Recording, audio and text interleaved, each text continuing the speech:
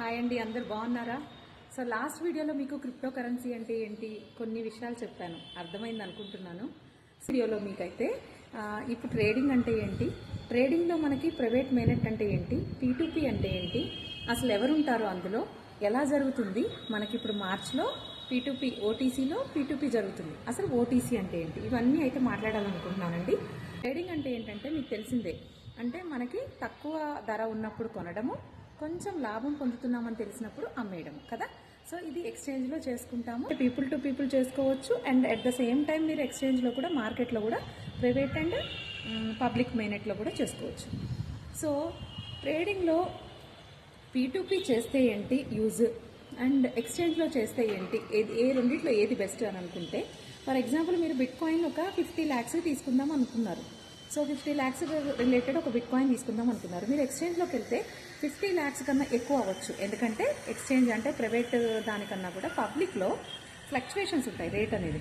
So అక్కడ మీకు అనుకున్న దానికన్నా ఎక్కువ ప్రైస్ అవ్వచ్చు, మీరు కొనలేకపోవచ్చు. అదే ప్రైవేట్ మెయినెట్లో ఎవరైతే బిట్ కాయిన్కి సెల్ చేసే వాళ్ళు ఉంటారో వాళ్ళ దగ్గరికి డైరెక్ట్గా మీరు వెళ్ళి మాట్లాడుకొని ఒక రేట్ని ఫిక్స్ చేసుకున్నాక తీసుకున్నారనుకోండి, ఇక్కడ ఏంటంటే నెగోషియబుల్గా ఉంటుంది, రేట్ అనేది మీ అండర్ కంట్రోల్లో ఉంటుందన్నమాట.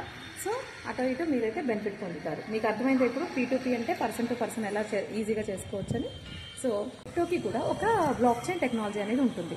మనకి ఇంటర్లింక్ చైన్ లేయర్ 1 టెక్నాలజీ. ఇది ఎలాంటిదంటే inflation resistant and quantum resistance. Last వీడియోలో మీకు క్వాంటమ్ కంప్యూటింగ్ గురించి చెప్పాను కదా, అంత ఇదిగా మంచి ఎన్క్రిప్షన్స్ కూడా ఎవరు బ్రేక్ చేయలేనంత ఇదిగా అయితే రెసిస్టెంట్గా అండ్ గ్లోబల్ అసెట్గా తీసుకురావాలని చూస్తున్నారు. నేను ప్రైవేట్ మెయినెట్లో ఎవరికి ఉంటుంది యాక్సెస్ అనేది అని అంటే, ఎవరైతే స్టార్టింగ్ కదా ఇన్వెస్ట్మెంట్ చేసిన వాళ్ళు, ఇంకా మన కోర్ అంబాసిడర్స్, ఇంకా టీం వాళ్ళు ఉంటారు కదా, ఇక్కడ టెస్టింగ్ టీం వాళ్ళు ఉంటారు కదా, వాళ్ళు అందరు కూడా దీని కిందకు వస్తారు.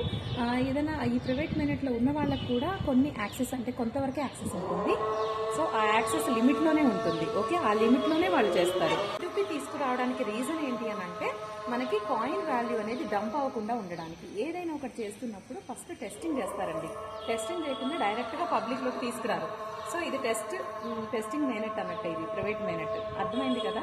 సో నెక్స్ట్ వీడియోలో అయితే డెఫినెట్గా ఇంకొంచెం ఇన్ఫర్మేషన్ అయితే షేర్ చేస్తాను, ప్రైస్ విలువ అంతా అని చెప్తాను. ఓకే.